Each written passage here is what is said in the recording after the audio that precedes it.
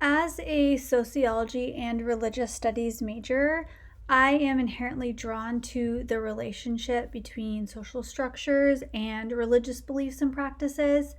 And because of my own personal life experiences, I am particularly interested in the relationships between religion and colonization, which is a relationship that I believe still continues today.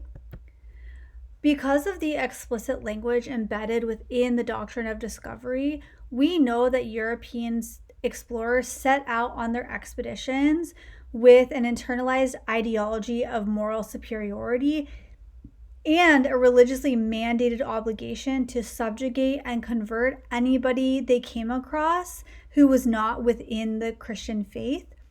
Christian missionaries set out to evangelize the Native American population and suppress their religious expression and cultural identity by any means necessary. They viewed them as less than human and treated them as such. As these expressions were suppressed, the traditions of nations and communities were sometimes lost, as these stories are historically passed down orally. This later led to laws forbidding certain religious and cultural expressions and eventually resulted in Native American boarding schools being created, which separated families and served the express purpose of stripping an entire generation of their cultural and religious identity. In order to combat some of the generations of ignorance among white people, I decided to explore some of the traditions of two local indigenous nations. The Nisenan people lost their recognition within the United States government in the 1958 California Rancheria Termination Act. Prior to this, they had been a federally recognized tribe. As a result of this change, they're often mistakenly grouped together with the Maidu tribe and identified simply as Southern Maidu. However, the Nisenan are completely separate from the Maidu, and they have their own distinct culture, leaders, holy people, traditions, and have as many as 13 distinct Nisenan dialects. Traditions surrounding death held a very important role in the tribal life of the Nisenan. When a person passed away, they would have a cremation ceremony in the village of the person's birth, and their belongings would be burned alongside them. The women would cut their hair to the scalp with hot coals, and the entire village would mourn collectively. They believed that there was a very clear boundary between those who were living and those who had died, and they were discouraged from mentioning the names of the deceased at all. This video was taken from the Nisenan website, and the story recounts the first death that occurred and the mourning that resulted. According to the website, a law was passed in the 1860s that outlawed this custom and cultural practice of the Nisenan surrounding mourning, and the Nisenan people have not been able to mourn in this way in 160 years. So according to the tradition, the first death, Coyote is crying for the loss of his son. After much howling and insisting, Creator decided those who die would stay dead. They could no longer be restored as they once had been.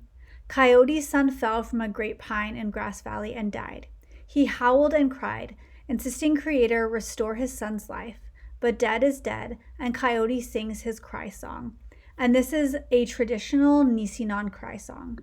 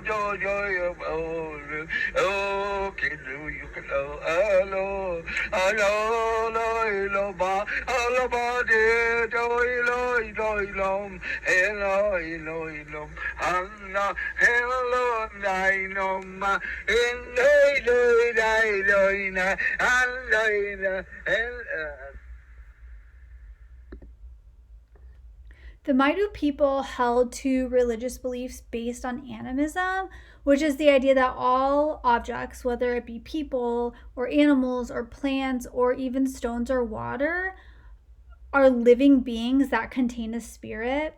Many of the Maidu held to a specific animistic religious framework called Kusku. Christian missionaries came in and forced the Maidu to abandon their religious and cultural practices and adopt Christianity. But in defiance, they often continued to incorporate their own cultural practices within this new framework that had been forced upon them. The bear dance is one of the oldest customs practiced by the Maidu and still happens today, with annual gatherings to observe the practice, with Maidu coming from all over the country. The bear dance is a celebration in honor of spring's arrival, and participants wear wormwood, which traditionally grew very tall in the spring, and its bitterness was used to ward off the bears and the snakes. The bear dance is both a social and spiritual gathering, with prayers to the Earthmaker being of central importance.